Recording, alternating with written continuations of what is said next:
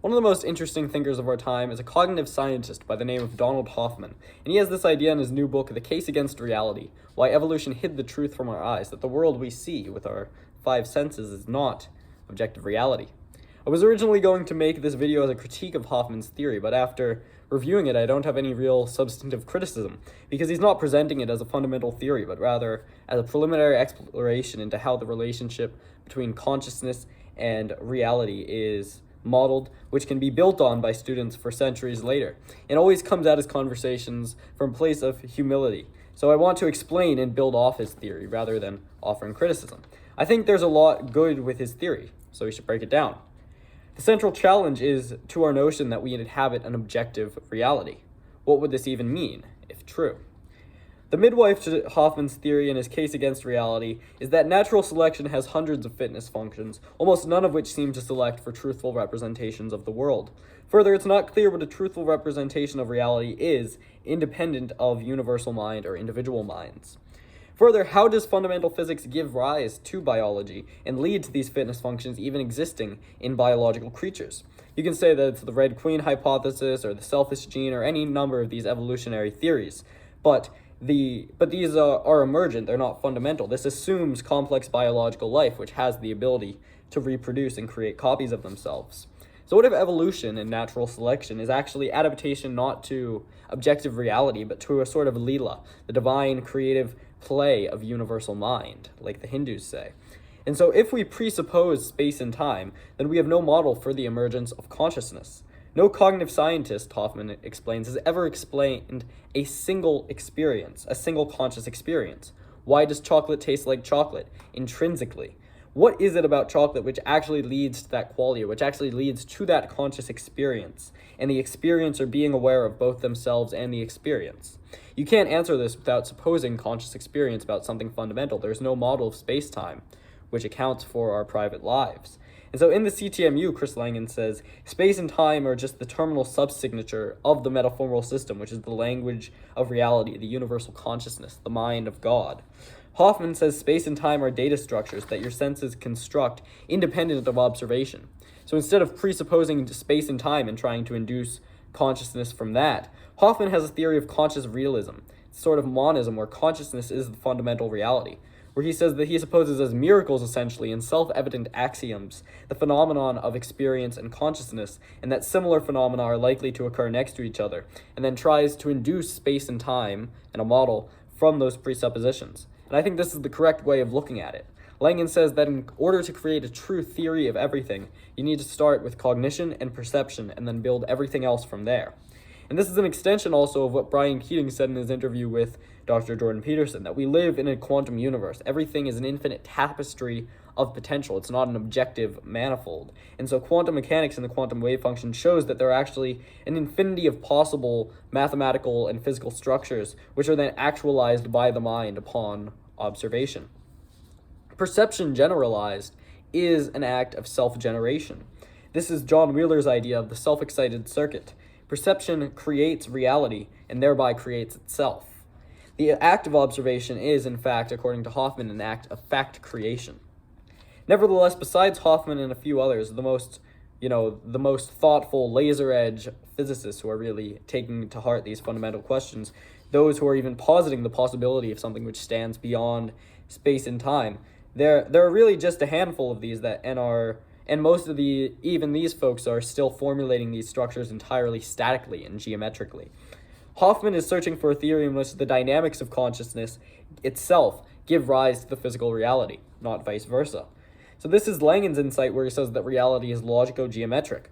Hoffman and Langan, I think, are starting from the right fundamentals. If you begin with consciousness and language and logic and perception and generalize all of those to the operation of self-generation and self-excitedness, then you can explain the origin of space and time quite easily. It creates itself through these conscious experiences. Whereas if you presuppose space and time as these sort of arbitrary and deterministic or random manifolds like most modern physicists do, then you're unable to generate anything, including space-time, never mind consciousness. Hoffman's trying trying, I think, to make precise the theory, which actually goes back to classical theology, to Vedanta Hinduism, to Neoplatonism, that space and time are, in a sense, Maya. They're illusion. They're actually a veil over the fundamental reality. And there's a clear interpretation of his work in Eastern philosophy, that if you let go of all the attachment to your perception and cognition through, for instance, intensive meditation and decoupling from your conscious experience, you can be in contact with the deep ground of being, the eternal truth of reality, which can't necessarily be conceptually formulated, but it's still almost viscerally experienced. And so Hoffman says the universe is the never-ending exploration of itself through consciousness. And consciousness is discovering itself through these manifold possibilities, and discovering its possibilities by alternating between these conceptual and non-conceptual, or conceptual and visceral forms of being, self-actualization and self-potentialization. It's getting better and better at being. Consciousness, as we said, is coupled to self-generation. And consciousness, the fundamental realities where being and becoming merge into this infinitary evolution, where they're coupled.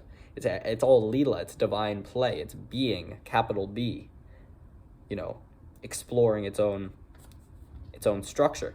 And so consciousness is not something that brains do. Brains are something that consciousness makes up. Everything is in universal consciousness. The sum total of all creation is mind, thought. The universe is a mental creation. This is reminiscent of Eastern traditions. Universal self is taking on the incarnation of individual selves in order to interact and learn more about itself. Platonism shows that the physical universe is an emanation from world soul and individual souls. So in a limited sense, we are actually the authors of being. And this is what Chris Langan means when he says we are all one. We are related to each other in ways we cannot discern on this plane of existence, that we share this universal identity, which is being itself, or universal mind, or God. And so Hoffman says God is being, the very ground of being itself. The ground of conscious being is what we call God. This is, like Catholic Bishop Robert Barron says, God is ipsum esse subsistens, the sheer act of being itself. This is the core of religious unity or perennialism, that if we have multiple gods, God is just a being, lowercase b, then we can fight about our different, theological interpretations, whereas if God is just being, and being is, fundamentally a person, is the creator and king of itself, of the universe, and rules over that creation through its very essence, is the sheer act of being itself, then we can't necessarily fight in the same way, because we're partaking in the same fundamental reality. If we deny the truth, then we're in a sense denying our own highest level of identity. We are partaking in the same fundamental reality. We both exist within capital B being. We are one. And this is also the basis for love and empathy and unity, that we're all self-differentiated incarnations of that universal identity. And so I don't know whether or not Hoffman has grasped the core insight of theism in his work, but I think it's certainly a natural implication that we all subsist in a personal being. The world of appearances that we see is just an intimation of a higher reality. And that higher reality is fundamentally, I think, personal, living, consciousness, and singular. God as unconditioned reality. I am that I am. Sri Nisargadatta Maharaj, a Hindu mystic, says that this revelation to Moses is an abstraction in the mind of this state, of the stateless state, the absolute, the ultimate supreme reality. It is pure awareness prior to thoughts, free from perceptions, associations, memories. What it's like when you peer behind your eyes and see nothing, but you feel everything. You feel the very ground of being, the sheer act of being. And so Hoffman's theory shows that all of our perceptions are authoring the data structures of space and time. And when you take God as the ground of being, you see that God is not only harmonizing all of these perspectives and giving rise to what Tyler Goldstein calls the supersubjective reality, a reality intrinsically related to the personalities within it, including the personality of God.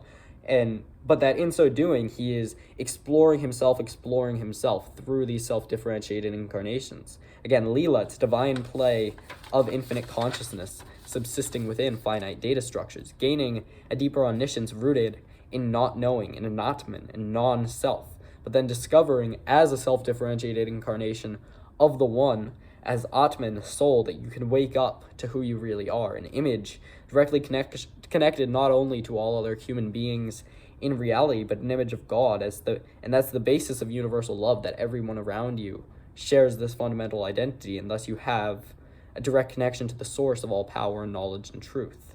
And the realization of this is the gateway to infinite light, salvation, and strength.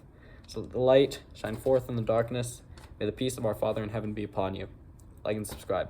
Peace.